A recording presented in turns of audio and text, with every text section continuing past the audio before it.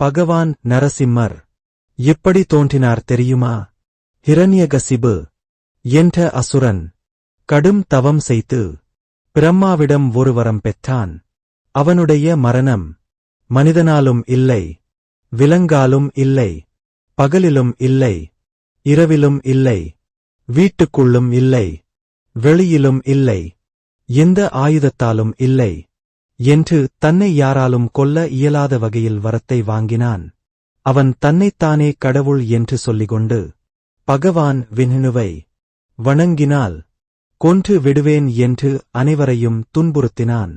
ஆனால் அவனின் மகன் பிரஹ்லாதன் பகவான் விஷ்ணுவையே வணங்கினான். கோபமடைந்த ஹிரண்யகசிபு பிரகலாதனை பலமுறை கொல்ல முயன்றும் முடியவில்லை. கோபமடைந்த அவன், எங்கே உன் பகவான் விஷ்ணு? இந்த தூணில் உள்ளானா என்று கேட்டுதூணை உதைத்தான். அந்த கணமே தூணிலிருந்து நரசிம்மர் பாதி மனிதன் பாதி சிங்கம் கலந்த உருவத்தோடு தோன்றினார்.